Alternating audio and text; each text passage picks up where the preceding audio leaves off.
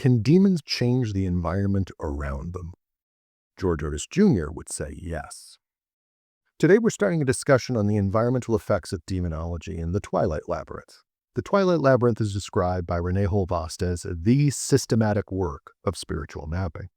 As such, its ideas and concepts are important to an understanding of how the NAR broadly views the rationale behind its signature brand of conspiratorial demonology. In the Twilight Labyrinth, we start at the beginning, like in the beginning. To explain how demons come to rule over specific cultural and territorial groups, Otis takes us back to the Garden of Eden. Otis advances a peculiar method of reading the Bible, which begins in a kind of fundamentalist literalist position. That is, Otis takes certain fundamental elements of conservative Christianity, for example, the idea that the nature of God does not change throughout the entire text of the Bible, and that he's always good with a capital G, and then reads those elements back into the Bible while attempting to adhere to the text as closely as possible. When something doesn't appear to make sense in this sense, that is, the literal reading of the text betrays the fundamentals he was taught, Otis either defaults to a tortuous reading where those fundamental elements are forced into the text, or he spins out creative ways in which these fundamentals and a literal reading of the text could cohere. For instance, Otis takes literally that when Genesis 2:19 suggests that God brought all the animals to Adam to be named, that this means Adam had spoken and retained the name of every species on earth. Thus, in Otis's estimation, quote, the mere act of naming the creatures must have required him to remember millions, perhaps billions of appellations so as not to duplicate them, end quote. Otis uses this conclusion to justify the claim that Adam was gifted an intellect that far exceeded that of contemporary humans, and that shadows of it remain in savantism and extrasensory perception, such as those evidenced by Ingo Swann and his participation in the Stanford Research Institute. So how does this lead to the environmental effects of demons? Well, in Otis's reading, when the Bible suggests that God walks in the garden, this does not square with Otis's idea of a transcendent God. For Otis, this would necessarily need to involve God transitioning from a higher dimensional existence to a three-dimensional one, so that he could take on some human characteristics. As a result, Otis reads the Garden of Eden as a dimensional gateway that allowed God to manifest himself in this way. This proximity of God is described as being supernaturally abundant.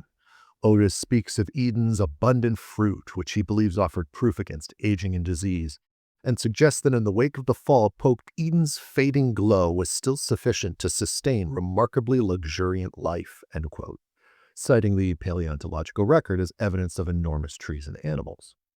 This same fading glow seems to support human life as well, with Otis correlating the significant lifespans of biblical figures in Genesis 5 to this notion of Eden's radiative effect.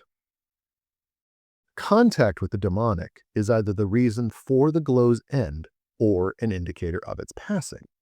For instance, Otis notes the rise of images of a mother goddess, images which were, quote, used skillfully by her demonic patrons to erode the uniqueness and nobility of man, end quote.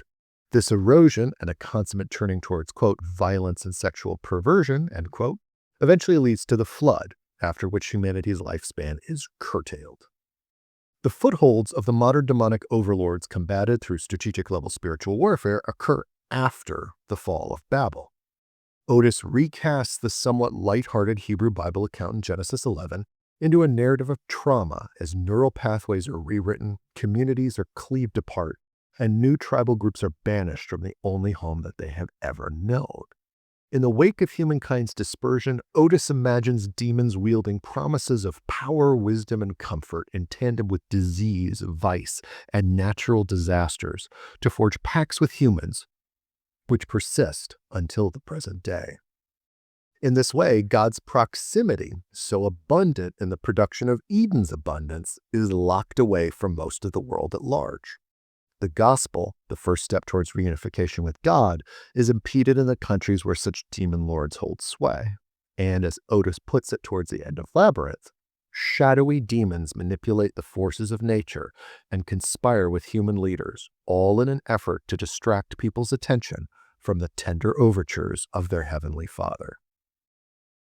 What would happen if this demonic influence could be undone? Would Eden's glow return to the areas that had been cleansed? We'll address that in the next video.